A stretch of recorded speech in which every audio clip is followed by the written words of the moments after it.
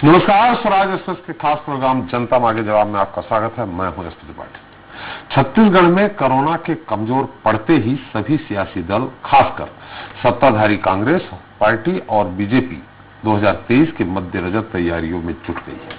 दोनों प्रमुख दल रणनीति के तहत न सिर्फ आगे बढ़ रहे हैं, बल्कि जनता का विश्वास जीतने के लिए अपनी अपनी उपलब्धियां गिनाने के साथ एक दूसरे की खामियां भी खूब गिना रहे हैं। खैर, इसका जनता पर कितना असर पड़ेगा ये तो भविष्य की गर्त में है, लेकिन छत्तीसगढ़ में अब बीजेपी के सह संगठन महामंत्री और प्रदेश प्रभारी शिव प्रकाश के उस वक्तव्य को लेकर टीका टिप्पणी का दौर शुरू हो गया है, जिसमें उन्होंने कहा है कि इस बार बीजेपी किसी के भरोसे और कमजोरियों के सहारे चुनाव लड़ने के बजाय अकेले चुनाव लड़े और जीते। शिव प्रकाश ने ये बात भले ही किसी और संदर्भ कही हो, लेकिन इसके अलग मायने निकाले जाने लगे हैं।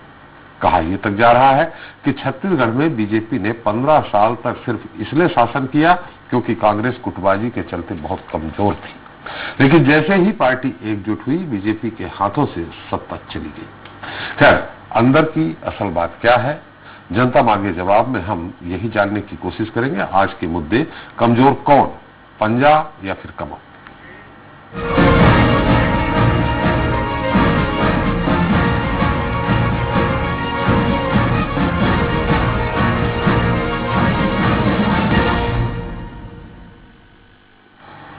तो बीजेपी के राष्ट्रीय सह संगठन महामंत्री और छत्तीसगढ़ प्रदेश प्रभारी शिव प्रकाश ने मिशन 2023 के लिए पार्टी के नेताओं और कार्यकर्ताओं को टिप्स देते हुए एक बड़ी बात कही, जिसे लेकर अब सियासी बयानबाजियों का दौर शुरू हो गया है। वैसे ऐसा लाजमी भी है। इतना ही नहीं, शिव प्रकाश के बयान के बाद दो बड़े सवाल भी उठ रहे हैं, जिसमें पहला यह है कि क्या वाकई कांग्रेस के कमजोर होने की वजह से बीजेपी ने छत्तीसगढ़ में लगातार 15 साल तक शासन किया, और दूसरा सवाल यह है कि सह संगठन महामंत्री ने जो कहा है कि उससे बीजेपी के प्रदेश में राजनीतिक जमीन मजबूत होगी, या फिर कार्यकर्ताओं का मनोबल गिरने के साथ ही सत्ताधारी कांग्रेस को विपक्ष पर तंज कसने का मौका मिल गया है। चलिए इन तमाम सवालों का जवाब जानने की कोशिश करें। उसके पहले एक रिपोर्ट की देखकर इस मुद्दे को समझ लेते हैं।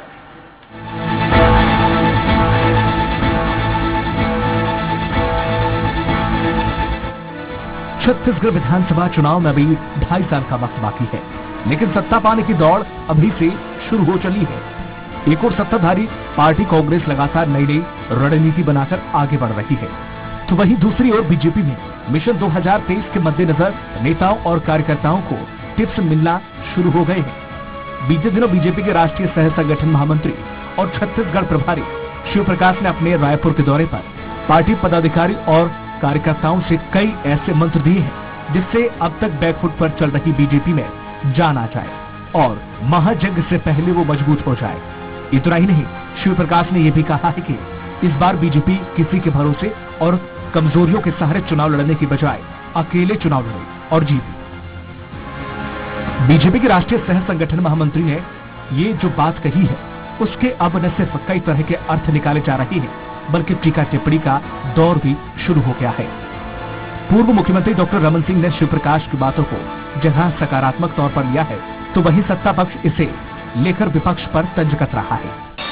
गठबंधन की राजनीति बहुत हो गई। उनका मत यही होगा कि भारतीय जनता पार्टी सक्षम है आगे आने वाले समय में, और स्पष्ट ये कहना है कि जिस प्रकार से पोलराइजेशन पूरे देश में वोटों का हो रहा है, पार्टी को ये तैयार करना चाहिए कि 51% वोट कम से कम हमको मिल सके। मुझे लगता है कि अभी छत्तीसगढ़ की भौगोलिक स्थिति और छत्तीसगढ़ के राजनीतिक परिस्थितियों से शिव प्रकाश जी को ज्यादा अवगत कराया नहीं गया है। क्या है कि किसी के सहयोग से सरकार बनने का जो काम हुआ था 2003 में, doctor Raman Singh ji accidental government बनाए थे। बीजेपी और कांग्रेस नेताओं के बयानों के बीच ये बात गौर करने वाली है कि छत्तीसगढ़ में कभी भी गठबंधन जैसे हालात नहीं बने हैं। ऐसे में बीजेपी संगठन के शीर्ष नेताओं के बीच किस बात का चिंतन चल रहा है? क्या सह संगठन महामंत्री शिव प्रकाश का बड़ा बयान छत्तीसगढ़ में किसी के लिए नई सियासी जमीन तैयार करने की दिशा में कोई संकेत तो नहीं है? आने वाले समय में ये देखना भी अहम होगा। स्वराज एक्सप्रेस के लिए रायपुर से धीरेन्द्र गिरी गोस्वामी की रिपोर्ट। तो छत्तीसगढ़ में पंजा कमजोर है या फिर कमर? चलिए इस मुद्दे पर चर्चा शुरू करते हैं, जिसके हमारे साथ रायपुर से जुड़ गए हैं कांग्रेस प्रवक्ता नितिन भंसाली जी हैं। भंसाली साहब, आपका बहुत बहुत स्वागत है। बीजेपी से पूर्व विधायक नवीन मार्कंडे जी हैं। मार्कंडे जी, आपका भी स्वागत है। वरिष्ठ पत्रकार बाबूलाल शर्मा जी हमारे साथ हैं। शर्मा जी, आपका भी स्वागत है। मार्कंडे जी, आपसे ही सवाल है, क्या ये सही है कि मैंने 15 साल तक जो सत्ता आपने पाई थी वो आप अपने भरोसे पे नहीं थी, सीधा सीधा इशारा कहीं और है? उनका इशारा आप भी समझ गए होंगे कि जो भीतरघात कांग्रेस में होता था उस तरफ इशारा है, या सीधे सीधे कहें तो जोगी जी के भरोसे आपकी सरकार बनती रही? देखिए, ऐसा है, हमारे छत्तीसगढ़ में जो 15 वर्ष की जो सरकार रही है जी, वो भारतीय जनता पार्टी के मजबूती के कारण रही है, और हम अपने दम पर सरकार चलाए हैं। और जिस तरह से छत्तीसगढ़ की सेवा किए हैं भारतीय जनता पार्टी 15 साल में, जिस तरह से विकास किए हैं, जिस तरह से जन कल्याण की योजनाएं तैयार किए हैं, जिस तरह से सेवा किए हैं, वो किसी से छुपा नहीं है। और श्री प्रकाश जी की जो बातें हैं, उन बातों का गलत या उल्टा मायने निकालकर अगर कोई बात होती है या कर रहे हैं, तो ये मुझे नहीं लगता कि इन बातों का कोई चर्चा परिचर्चा में या राजनीति में कोई मायने होना चाहिए, क्योंकि वो कार्यकर्ताओं को आने वाला समय में मजबूती देने के लिए नीचे स्तर पर कैसे काम कर सकते हैं, तो उनने इस संदर्भ में कहे हैं कि हमें किसी की जरूरत नहीं है, आने वाले समय में हम मजबूती से अपने दम पर चुनाव लड़ेंगे। और पहले भी हम चुनाव लड़े हैं मजबूती के दम से, तो आप लड़ते रहे हैं, तभी तो हम जो है 3 बार सत्ता में आए हैं। मजबूती के दम पे तो आप लड़ते रहे हैं। अब उनको ये क्यों कहना पड़ा कि कांग्रेस कमजोर थी इसलिए आप आए? आपने कहा कि जनता का भरोसा हमने जीता।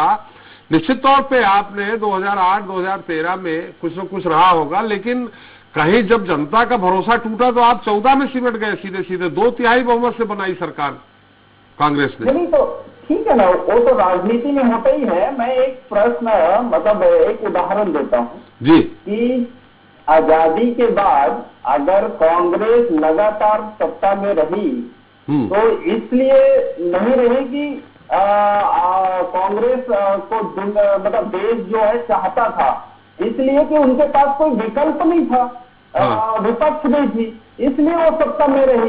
तो ये बातें अगर हम कहें तो ये भी एक वैसे ही है जैसे आप अभी इस डिबेट में वो बातें आ रही हैं, तो वैसे ही है कि इसको अगर हम कहें कि उसका मायने संदर्भ अलग है, उसको इस सत्ता से या सरकार से जोड़कर उसको देखना नहीं चाहिए। तो मैं इसलिए कह रहा हूं कि वो हमारा संगठनात्मक मजबूती को लेकर उनने उदाहरण स्वरूप ऐसी बातें कहें जिसमें उनका कहना था कि नहीं, हम कार्यकर्ताओं को किसी की सहयोग सहारा से सरकार या सत्ता या संगठन चलाने की जरूरत नहीं पड़नी चाहिए। हम अपने आप को इतना कैपेबल रखें, इतना मजबूत रखें कि आने वाला समय किसी भी परिस्थितियों से लड़ने के लिए हम मजबूत रहें। और अगर अपने दम पर, अपने मुद्दों पर, अपने जनता के जो है मुद्दे हैं या हित है, उस आधार पर हम चुनाव लड़ेंगे। पहले भी लड़ते थे, उसको और बेहतर करने की बातें नहीं। तो ये बात आ कहां से गई मार्कंडे जी कि किसी के सहयोग से नहीं हम अपने दम पे लड़ेंगे? आप इसके पहले भी तो दम पे लड़ते थे। मतलब सीधे सीधे सहयोग का मतलब ये हुआ कि कांग्रेस में जो पहले अंदरूनी कलह गुटबाजी थी वो सहयोग कर रही थी आपको? नहीं, हमको किसी की सहयोग की जरूरत तो पहले पड़ी है, ना आज है और ना ही आने वाले समय में है, क्योंकि छत्तीसगढ़ में भारतीय जनता पार्टी बहुत मजबूत है और जनता की आवाज है, इसको कोई डिनाई नहीं कर सकता। और हम अपने मजबूत आधार पर चुनाव लड़ेंगे आने वाले समय। चलिए भंसाली जी, आप इस जो भी शिव प्रकाश जी ने कहा उसके क्या मायने निकालते हैं आप? क्या वाकई में आपके अंदर जो कलह थी उस कलह का फायदा उठाती रही है बीजेपी, वो तो दिख भी रहा है, बाबूलाल जी उसमें ज्यादा स्पष्ट बता देंगे। आप भी समझ गए होंगे, जोगी कांग्रेस बनी है उसके बाद से आप 2/3 बहुमत से चुनाव जीत गए। देखिए, भारतीय जनता पार्टी के सह संगठन महामंत्री शिव प्रताप जी ने अपने बयान से ही बीजेपी के 15 वर्षों के डॉक्टर रमन सिंह के शासनकाल की पूरी पोल खोल दी है जी। ये बात मुझे बताने की जरूरत नहीं है। 2003 में जैसा कि आदरणीय रविंद्र चौबे जी ने भी कहा कि जो आपके डॉक्टर रमन सिंह जी थे, मतलब भारतीय जनता पार्टी की सरकार बनी थी, वो एक्सीडेंटल थी। इसके बाद 2008 और 2013 में एक्सीडेंटल क्यों थी? सहयोग किया एक्सीडेंटल क्यों थी? और किन लोगों ने कांग्रेस भंसाली जी एक्सीडेंटल क्यों थी? एक्सीडेंटल ही थी, मैं तो उससे एक्सीडेंटल ही कहूंगा। क्यों? बिल्कुल एक्सीडेंटल ही थी। कुछ चीजें समझ से बदल, एक्सीडेंट अचानक ही होता है जब आदमी गाड़ी चला रहा होता है और उसको थोड़ी पता है कि एक्सीडेंट होता है। तो उनके पास बहुमत था, वो सीएम बन गए, सरकार बन गई, उनकी बहुमत था उनके पास। हाँ, बहुमत था, तो एक्सीडेंटल बहुमत था, मैं ये कह रहा हूं। और 2008 और 2013 में किन लोगों ने कांग्रेस के साथ विश्वासघात किया और किन लोगों ने भाजपा को सहयोग किया, ये बातें छत्तीसगढ़ की पूरी जनता, छत्तीसगढ़ का बच्चा बच्चा जानता है कि किन लोगों की वजह से कांग्रेस जो है वो सरकार में नहीं आ रही थी और बीजेपी किनके सहयोग से लगातार 15 वर्षों तक के उन्होंने शासन किया। मैं बता दूं, 2013 में ही परिवर्तन यात्रा, जीरम में जो परिवर्तन यात्रा पर नक्सली हमला हुआ, हमारे फ्रंट लाइन के जो नेता थे उनकी मृत्यु हुई, वे शहीद हो गए। यदि वो नहीं हुआ होता तो 2013 में ही बीजेपी बहुत बुरी तरीके से चुनाव हार चुकी थी। इन्होंने हमेशा धन, बल, छल इनका उपयोग करते हुए 15 वर्षों तक के झूठ के सहारे, झूठे वादों के सहारे सरकार बनाई, जिसका मुंह तोड़ जवाब इस बार 2019 के चुनावों में जनता ने छत्तीसगढ़ की दिया है। और छत्तीसगढ़ की जनता ने भारतीय जनता पार्टी को पूर्ण रूप से रिजेक्ट कर दिया है। और आने वाले मुझे 20-25 सालों में भी नजर नहीं आता कि भाजपा कहीं से खड़ी भी हो पाएगी इस प्रदेश में, क्योंकि 15 वर्षों तक शासन किया और 14 सीटों तक ये सिमट के रह गए। आत्मचिंतन का समय है, करें, मीटिंगें करें, शिव प्रताप जी आए जाए।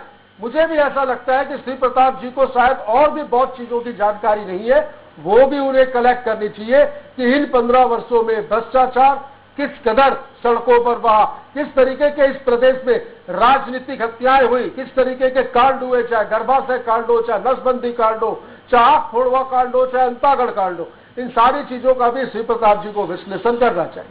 बिल्कुल भंसाली, जैसे आपने सही कहा, 0.71% से, शायद मैं सही हूं, 0.71% से आपकी सरकार बनते बनते रह गई, रमन जी की सरकार बन गई। लेकिन यह भी कहा जा रहा है कि हालांकि शहीदों के लिए नहीं कहना चाहिए, सिंपैथी भी मिली थी मतदाताओं की, तो अब आप 0.71% पीछे रह गए। बड़े नेता नहीं थे आपके, लेकिन 0.71% सिंपैथी के बाद का अंतर है। मैं नहीं मानता जी। मैं अभी भी कहता हूं कि झूठ, धन, बल और छल, यही इनका 15 वर्षों में 3 चुनावों में कहूं कि 2003 की बात करूं, 8 की बात करूं या 13 की बात करूं, यही इनका प्रोग्राम रहा, यही इनके कार्यक्रम रहे और जनता को गुमराह किया और जनता को गुमराह करके ही ये सत्ता में काबिज हुए। और जब जनता को ये समझ में आया, जो विश्वासघात करने वाले लोग थे, जो वहां पर सहयोग करते थे, जब वो कांग्रेस से अलग हुए और कांग्रेस अपनी ताकत से कांग्रेस ने चुनाव लड़ा और नतीजे आज सबके सामने हैं। हम 70 सीटों पर इस प्रदेश में बहुत अच्छे बहुमत के साथ सरकार में है और जनता के लिए काम कर रहे हैं। मतलब आपका सीधे सीधे कहना है कि जोगी जी अलग हुए कांग्रेस से तो आप मजबूत हो गए? नहीं, विश्वासघात पार्टी के साथ रहकर जो वो कर रहे थे, और देखिए ये बातें जग जाहिर है, ये बातें बोलने की नहीं है, ये हर व्यक्ति जानता है। आप भी इतने सीनियर पत्रकार हैं, आप तो सारी चीजों को हम सबसे ज्यादा बहुत अच्छे से जानते हैं कि कैसा सिनेरियो था, क्या चल रहा था, और अंतागढ़ कांड तो कोई नहीं भूल सकता। तो ये चीजें बिल्कुल जग जाहिर थी। छत्तीसगढ़ की पूरी जनता ये जानती है कि बीजेपी को कौन सहयोग करता था और कांग्रेस के साथ कौन विश्वासघात करता था। जब ये चीजें क्लियर हुई तो जनता ने बिल्कुल जनादेश जो है वो कांग्रेस के पक्ष में दिया। तो बाबूलाल जी, निश्चित तौर पे मतदाता, जनता, आप लोगों जैसे जागरूक जो पत्रकार हैं, जो लंबे समय से एनालिसिस करते आ रहे हैं, आप लोगों को तो मालूम था कि क्यों बन रही सरकार, आखिर वजह क्या है, कलह थी कांग्रेस में। लेकिन अब ये मानिए कि बीजेपी के संगठन के प्रमुख कह सकते हैं आप, उन तक को ये मालूम है कि सिर्फ मात्र कांग्रेस में जो कलह थी, जैसा कि भंसाली जी ने भी कहा है कि वो सहयोग करते रहे हैं इंटरनल, यानी जोगी जी, तो जोगी जी के कारण बनती रही है क्या बीजेपी की सरकार वहां? देखिए, कांग्रेस के अंदर उस दौर में जब चुनाव हुए थे, तीसरी बार रमन सरकार आई थी जी, तब ये चर्चा होती थी कि हम लोग जोगी जी के रहने के कारण ही जो है आगे नहीं आ पा रहे हैं जी। और भूपेश बघेल तो अंदर खाने में इस बात को स्पष्ट रूप से कहते थे कि अगर ये हमारी पार्टी में ना रहे तो हम लोग चुनाव जीतकर दिखा सकते हैं। ये बातें हम लोग सुनते थे जी। अब शिव प्रसाद जी ने जो है उस बात को स्पष्ट कर दिया है। मेरा कहना तो ये है कि उन्होंने ये इशारा करके कह दिया कि हम किसी और के भरोसे नहीं, अब अपनी ताकत से लड़ेंगे और अपनी ताकत से जीतेंगे। ये उन्होंने दम भरने के लिए कहा हो कार्यकर्ताओं को या जिसकी, लेकिन एक सच्चाई भी इसमें सामने आई है कि भारतीय जनता पार्टी की सरकार जो है किसी के भरोसे बनती थी। ये एक इशारा इसमें से निकला है। इसको आप किस रूप में लेंगे, विपक्ष किस रूप में लेगा, वो अलग अलग मुद्दा है। लेकिन राजनीति को थोड़ा भी करीब से समझने वाला व्यक्ति जो है, जो इन चर्चाओं के बीच रहता था, उसने इसको इस रूप में लिया है कि शिव प्रकाश जी एक ऐसे प्रवक्ता हुए, ऐसे व्यक्ति हुए, ऐसे नेता हुए जिन्होंने सच को स्वीकार किया है। जो आज तक की चर्चाएं चल रही थी उस सच को उन्होंने स्वीकार किया है। और ये एक अच्छी बात है कि वास्तव में ऐसा अगर था कि जो जोगी कांग्रेस के अंदर रह करके जो गुटबाजी करते थे, बड़े बड़े नेता कांग्रेस के जो थे, वो चुनाव में कहीं हमको जोगी जिता तो भले ही न दे लेकिन हरा तो सकते हैं, ये डर उनके मन में रहा करता था कि अंदर रह के वो हमको हरा सकते हैं, इसलिए उनसे डरते भी थे। तो वो बातें जो है समाप्त हुई और जब चुनाव में उतरे इस बार पूरे कॉन्फिडेंस के साथ में भूपेश बघेल के नेतृत्व में उतरे, टीएस बाबा में सपोर्ट किया और एक जो चीज निकल के आई वायदे के रूप में, जो वायदा पत्र इन्होंने जो बनाया, घोषणा पत्र जो इन्होंने बनाया, वो एक ऐसी चीज बन गई जिसमें कुछ ऐसी बातें जुड़ गई जो जनता से जुड़ी हुई थी। जनता के दर्द को उसमें उकेर दिया गया था और जनता उससे भावनात्मक रूप से जुड़ गई। कर्ज माफी की बात हो, चाहे वो 2500 रुपए धान खरीदी की बात हो, एक बहुत आदिवासी जमीन वापसी की बात हो, और भी बहुत सारी बातें जो उन्होंने की, तो वो निश्चित रूप से जो है वो अपील कर रही है और सरकार बन गई है। जोगी जी जो अलग पार्टी बनी चुके थे, तो वो प्रभाव फिर भी जोगी ने अच्छी सीट जीत करके जो है ये तो बताया कि उनका आधार तो था और उसी आधार के दम पर जो है कांग्रेस को हराने का काम वो करते थे। ये शिव प्रकाश जी ने स्पष्ट रूप से स्वीकार कर लिया है। रहा सवाल अब सरकार के सामने चुनौती का मामला जो है, सरकार ग्रामीण क्षेत्र की सरकार है, किसान मुख्यमंत्री की सरकार है, इनकी छवि ऐसी ही बनी है। जब तक भारतीय जनता पार्टी में बार बार इसको कहता हूँ, ग्रामीण क्षेत्र में किसी प्रकार का नुक्स निकाल करके उसका प्रमाण प्रस्तुत नहीं करेगी जनता के सामने, तो ग्रामीण जनता के दिमाग में इस वक्त जो है किसान मुख्यमंत्री के रूप में भूपेश बघेल की सरकार बैठी हुई है और वो ये ध्यान है कि ये किसानों की सरकार है, किसानों का भला करने के लिए बैठी है। वो कमी बेसी जो है बड़े बड़े कामों में होते रहती है, लेकिन मूल मंत्र जो है वो योजनाएं जितनी बन रही है सब गाँव के आधार पर बन रही है। मतलब आपका भी कहना है कि जोगी जी कांग्रेस को जिताने के लिए जितना काम नहीं करते थे उतना हराने के लिए करते थे, आपसी ईगो के चक्कर में। ये भय सबके मन में रहता था और हम लोग भी इस बात को समझते थे, लेकिन ये एक ऐसी विधा थी उनके हाथ में, उनके पास ऐसी कुछ बातें थी ऐसी। हम तो उनको बहुत बड़ा नेता मानते हैं, हम तो उनको बहुत चतुर नेता मानते हैं और ये देखिए कि उनमें जिता सके न सके, लेकिन हराने की ताकत तो उनके अंदर में किसी के लिए भी थी। वो बातें उनके इसमें आती है कि उनसे लोग डरते भी थे इस मामले में। नहीं, जो जोगी जी ने अलग पार्टी बना के खड़ी की, आपने क्या एनालिसिस किया इसमें? वोट किसके कटे हो? जो भी उनको वोट मिले हो, जितने प्रतिशत में वोट मिले, सीटें मिलना अलग बात है, हर जगह पे उनको वोट मिले हैं, वो बीजेपी के कटे हैं कि कांग्रेस के कटे हैं? दोनों के कटे हैं, दोनों के कटे हैं। सीटों के आधार पर कटे हैं, अलग अलग सीटों में अलग अलग आधार पर अलग अलग तरीके से कटे। लेकिन कोई अगर ये कहे कि अनुसूचित जाति के सारे वोट कट गए हैं किसी के, तो ये संभव नहीं था। कुछ सीटों में उनका प्रभाव मिला उनको, कुछ सीटों में कांग्रेस को नुकसान पहुंचा, कुछ सीटों में भाजपा को नुकसान पहुंचा। और भाजपा इस बार जो है जो उनकी रणनीति रहा करती थी उस रणनीति में फेल हुई। और निश्चित रूप से देखिए, जिसकी 15 साल की सरकार हो वो मात्र 14 सीट में सिमट जाए तो ये तो दुर्भाग्यजनक स्थिति है। ऐसा तो नहीं होना चाहिए, किसी को भी ऐसा एहसास नहीं था।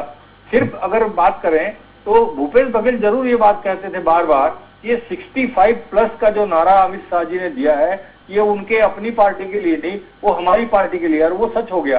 तो हम तो ये मानेंगे कि भूपेश बघेल भर को एक अंदाज था कि भविष्य क्या होने वाला है, लेकिन बाकी किसी को भी अंदाज नहीं था कि 14 सीट में भारतीय जनता पार्टी सिमट जाएगी। मुझे स्वयं को विश्वास नहीं था।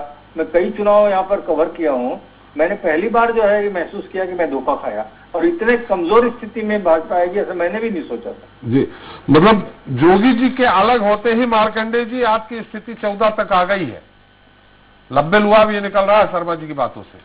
देखिए, ऐसा है कि जोगी जी के रहने से भी हमको कोई फर्क नहीं पड़ा था और नहीं रहने से भी कोई फर्क नहीं पड़ा। नहीं रहने से फर्क पड़ गया? नहीं, कोई फर्क नहीं पड़ा, उससे कोई फर्क नहीं पड़ा। क्योंकि देखिए, चुनाव जो होता है किसी व्यक्ति के कारण नहीं होता, चुनाव जो होता है मुद्दों के आधार पर होता है। और उस समय, जिस समय चुनाव था, उस समय जिस तरह से कांग्रेस ने झूठे जो है वादे इस तरह से परोस दिए कि उनको सच्चे वादे समझ नहीं आए, तो उस कारण से वो उस समय का निर्णय था। लेकिन अगर सत्ता अभी कांग्रेस के चल रहा है और आज अगर 2.5 साल में आकर जनता के बीच जाकर अगर देखेंगे तो लोग, किसान हो, जवान हो, महिला हो, कर्मचारी, अधिकारी हो, सबके सब सर पकड़ के बैठे हुए हैं कि हमसे क्या ऐसी भूल हो गई कि ये सरकार, कांग्रेस की सरकार हमको मिली। तो मेरे कहने का मतलब है कि ये चीजें एक तरह से अगर देखा जाए तो उसी रूप में है कि कहीं न कहीं इनके झूठे मनगढ़ंत और मार्कंडेय जी झूठे वादे कैसे कह रहे हैं आप? मार्कंडेय जी झूठे वादे कैसे कह रहे हैं भाई? उन्होंने 2500 में धान खरीदी किया, बोनस अतिरिक्त दिया, राजीव गांधी न्याय योजना के तहत उन्होंने जायदाद जमीन वापस की, कर्ज माफी की, फिर झूठे वादे कैसे कह रहे हैं? हाँ, तो बता रहा हूँ ना, आपने बहुत अच्छा प्रश्न किए। मैं ये पूछता हूँ कि कर्ज माफी कितने का किए? ये ने क्या कहे थे कि किसानों का कर्ज माफ होगा, क्या कर्ज माफ हुआ किसानों का? इसने कहा बाद में जब सत्ता आई तो बोले कि भाई हम अल्पकालीन लोन माफ करेंगे। फिर कहे भंसाली जी आप ही के पास आ रहा हूँ, भंसाली जी उनकी बात आ जाए, आप सभी बातें सुन लीजिए तब तो उनको प्रश्न करेंगे भंसाली जी को। भंसाली जी सुन लीजिए, आप ही के पास आएंगे, ये भी बताइए। भंसाली जी उनकी बात सुन लीजिए, हम आपके पास आएंगे, आप सारी बातें कर लीजिएगा जी। देखिए मेरे कहने का मतलब है कि किसानों का पूर्ण कर्ज माफी की बात कहे थे, पूर्ण कर्ज माफी हुआ नहीं। शराबबंदी की बात कहे थे, शराबबंदी हुआ नहीं। बेरोजगारों को रोजगार देना, 1 लाख रोजगार देना और बेरोजगारी भत्ता देने की बात कहे थे, वो नहीं हुआ। आप कर्मचारी अधिकारियों को जो पुलिस वालों को जो छुट्टी देने की बातें थी वो नहीं हुई। और जो है शिक्षक भर्ती में उनको ज्वाइनिंग नहीं दे रहे हैं, और बहुत सारी ऐसी चीजें हैं जो इनने वादा खिलाफी किए हैं और उसका दंश जो है वो आज जनता भुगत रही है। और इसमें झूठे वादे, इसलिए मैं कह रहा हूं कि इसने जन घोषणा पत्र नाम दिया था, कांग्रेस का घोषणा पत्र नहीं। और आज ये मुकर रहे हैं कि भाई कांग्रेस का घोषणा पत्र नहीं था, जनता का घोषणा पत्र जनता के बीच जाके हम बनाए थे। तो जनता को ये उल्टा फंसा रहे हैं। और मैं इसलिए ये बातें कह रहा हूं। रही बात भंसाली जी का, तो भंसाली जी चुनाव में तो कांग्रेस के विरोध में काम किए, उस समय तो जोगी कांग्रेस में थे वो। तो भाई जब जोगी कांग्रेस में जो व्यक्ति रहे हैं और खुद ही कांग्रेस के विपक्ष में काम किए हैं, विरोध में काम किए हैं, अब उस व्यक्ति से अगर पूछेंगे कि आपकी सत्ता कैसे आई, या आओ उनको कहेंगे कि कितना जोगी जी विपक्ष में काम करते थे, तो वो बेचारा क्या बताएंगे, बताइए आप। तो भंसाली जी इसलिए थे जोगी कांग्रेस में, मार्कंडेय जी भंसाली जी इसलिए जोगी कांग्रेस में थे कि अंदर की बातें लेना था उनको। तो एक मिनट भंसाली जी, अंदर की बातें जानना चाहते थे, फिर उन्होंने जान करके कांग्रेस को बता दी। जब मुझे लगा कि सही चेहरा क्या है और क्या हो रहा है, तब मैंने तत्काल छोड़ दिया। मैं तो मार्कंडेय जी, मुझे आपके ऊपर दया आती है। अब व्यक्तिगत जा रहे हो तो थोड़ा व्यक्तिगत सुन लो यार। क्या गलती की थी आपने? आपकी पार्टी ने आपकी टिकट काट दी। क्यों काट दी आपकी टिकट?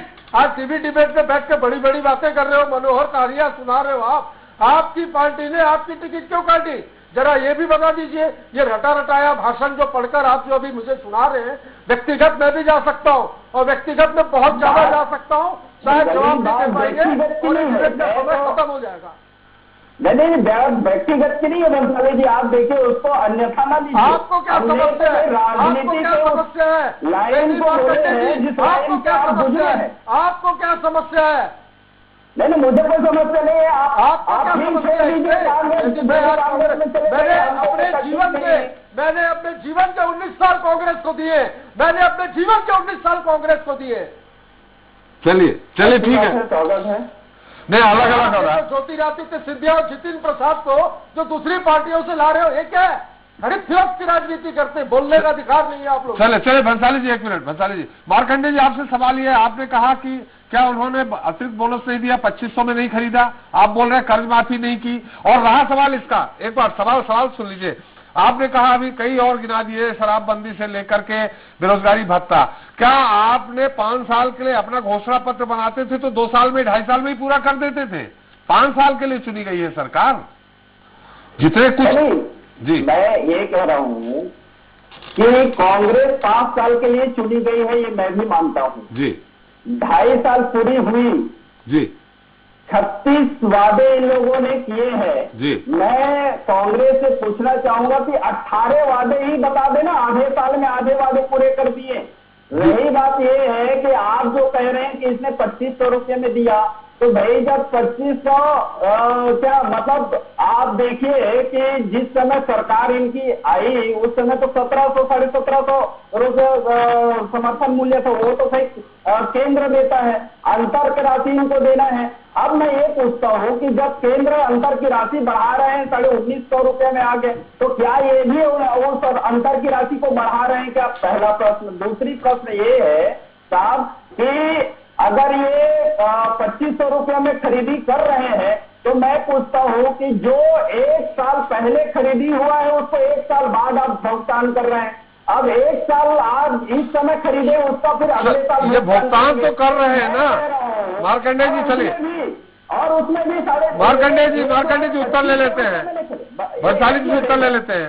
मार्कंडे जी एक बार आरोप हो गए आपके। भंसाली जी कहा था भाई, भंसाली जी संक्षेप में उत्तर दे दीजिए। अरे थोड़ा डरो भाई, इतना झूठ मत बोलो, इतना झूठ मत बोलो। इसमें पर क्विंटल काटे ही किसानों का अभी जो भुगतान हुआ खोलकर देख लीजिए। 2 लोग हमारे घोषणा पत्र की बात करते, शपथ पत्र दिया था, शपथ पत्र दिया था, कितने वादे पूरे किए? किसानों के साथ छल किया, मजदूरों के साथ छल किया, युवाओं के साथ छल किया। इस प्रदेश में भ्रष्टाचार की नदियां बह गई।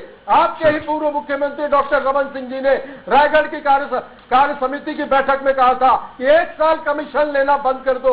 जवाब है आपके पास? नहीं है। आपकी जनता ने पुलिस कर दिया है, शैलेश पांडे जी ने क्या कहे? आपको नितिन जी आपको पता है कि शैलेश पांडे जी ने अपने दुख क्या व्यक्त किए थे?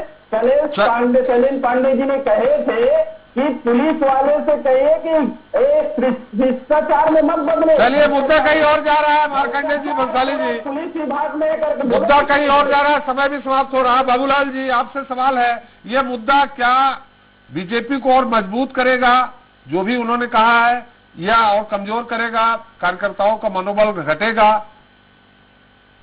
देखिए, शिव प्रकाश जी की कोशिश तो ये है कि मनोबल बढ़ेगा, ऐसा सोच कर ही उन्होंने कहा है। लेकिन मुझे ऐसा लगता है, जहां तक मैं समझ पा रहा हूँ, कि इससे कार्यकर्ताओं को एक बोझ महसूस होगा कि हम लोग अपने दम पर कभी जीते नहीं थे। हमारे प्रमुख जी ऐसा जब कह रहे हैं तो दूसरी चीज मैं आपको बताऊं कि देखिए, आपने भी सुना होगा कांग्रेस को दूसरा कोई नहीं हराता है, कांग्रेस को कांग्रेस ही हराती है। ये तो इंदिरा जी ने कहा था। तीनों कार्यकाल में वैसा ही होता था। जब कांग्रेस एक हुई तब जो है वो कंफ्यूजन दूर हुआ और एकता के साथ लड़े तो जीत गए। और मैं आपको एक चीज बता दूं, नितिन जी को हर्ट किया आपने नवीन जी। नितिन बहुत कट्टर कांग्रेसी आदमी है, लेकिन क्या होता है जब कांग्रेस जब 2 कांग्रेस बनती है ना, तो छोटे नेताओं को और सेकंड कैडर के नेताओं को कंफ्यूजन होता है क्या करूं। उन्होंने जोगी जी को नेता माना था कांग्रेस में रहते हुए, इसलिए कुछ दिनों के लिए वो जोगी के साथ रहे, लेकिन जब उन्होंने असलियत को समझा तो वो कांग्रेस में तुरंत वापस आ जाए। उसका मैं प्रत्यक्ष गवाह हूं, उनकी कसमसाहट का मैं अच्छे से जानता हूं, मेरे से संपर्क होता था। इसलिए उनको आप ये नहीं कह सकते कि वो जोगी कांग्रेस में रह करके कांग्रेस के खिलाफ वातावरण बना रहे थे, वो कसमसाते थे वहां पर रह करके। तो ये उनको व्यक्तिगत आपको नहीं कहना था। खैर कोई बात नहीं, थोड़ा मोड़ा तो चलता है। मैं इस बारे में यही कहना चाहूंगा, ये तो होता रहता है बाबूलाल जी। हाँ, श्यामाचरण जी ने कितना लंबा, श्यामाचरण असली कांग्रेस की तरफ गए थे, कितना लंबा उन्होंने वनवास भोगा था। जब सर इंदिरा कांग्रेस बनी थी कांग्रेस से टूट के, तो उस वक्त जो लोग आए थे, कितने लोग फिर वापस गए, सब होता रहता है, कोई बड़ी बात नहीं। इसमें ये चीजें चलते रहती हैं। ये अब हिंदुस्तान में इसका कोई मायने बचा नहीं है नवीन जी। कौन कहाँ कब कैसे चला जाएगा, कब कहाँ किसके खिलाफ बोलेगा, कब कहाँ किसके सपोर्ट में बोलेगा, ये सब अब राजनीति का एक पार्ट बन गया है। आप मान के चलिए वो शुद्ध राजनीति अब नहीं रही है। राजनीति के अर्थ बदल गए हैं, राजनीति के मायने बहुत ज्यादा बदल गए हैं। इसलिए जो है इसको कहना गलत है। लेकिन मैं आपको एक बात जरूर कहूंगा त्रिपाठी जी इस मंच से कि भारतीय जनता पार्टी 14 सीट पे जरूर है, लेकिन आप देखिए विधानसभा में ये 14 लोग जो स्थिति पैदा करते हैं विरोध के रूप में, बहुत पावरफुल ढंग से जो है विपक्ष की भूमिका अदा करते हैं। इसको मैं मानता हूँ, बहुत मजबूत लोग गए हैं। तो आप एकदम यही मत समझिए कि पूरी तरह से एकदम कमजोर हो जाएगी भारतीय जनता पार्टी। आरएसएस के संगठन के तौर तरीके काम करने के क्या है वो आप भी जानते हैं त्रिपाठी जी।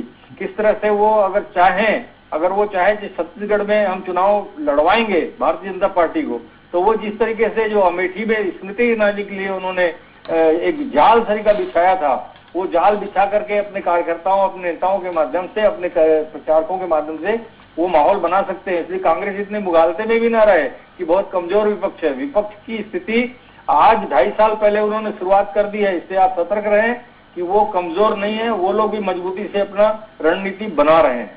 चल, बिल्कुल सही कहा आपने। विपक्ष बहुत अच्छे से बीजेपी निभाती है। 65 रुपए पेट्रोल था तो पूरे देश में हाय तौबा मच गई थी, जबकि डॉलर में 145 रुपए प्रति डॉलर जो वो था बैरल, वो था और 65 रुपए था। आज 73 रुपए डॉलर में है प्रति बैरल और 105 रुपए 104 रुपए में है। तो कांग्रेस कुछ नहीं कर पा रही है। और उसमें पूरे देश में साइकिल चलने लगी थी, मुख्यमंत्री से लेकर मंत्री तक साइकिल चलाने लगे थे 65 रुपए में। इसमें तो कोई दो राय नहीं। चलिए, बहुत बहुत धन्यवाद बाबूलाल जी आपका, नवीन जी आपको और भंसाली जी आपको हमारे साथ चर्चा में शरीक होने के। तो बीजेपी के राष्ट्रीय सह संगठन महामंत्री शिव प्रकाश ने रायपुर दौरे पर जो कहा है, उसके बाद ये सवाल तो उठना लाजमी है कि क्या छत्तीसगढ़ में बीजेपी ने लगातार 15 साल तक सिर्फ ऐसे शासन किया क्योंकि कांग्रेस कमजोर थी। वैसे शिव प्रकाश ने जो कहा है उससे इस बात के भी संकेत मिल रहे हैं कि मिशन 2023 के मद्देनजर पार्टी में जिम्मेदारियों को लेकर जल्द कोई बड़ा फेरबदल होने के साथ ही मुख्यमंत्री पद का दावेदार डॉक्टर रमन सिंह के अलावा शायद कोई और भी हो सकता है। खैर, सियासी उठापटक में आगे और क्या नया होगा इसको वो पता नहीं, लेकिन सत्ता पक्ष इसे लेकर बीजेपी पर तंज कसने का कोई मौका नहीं छोड़ रहे।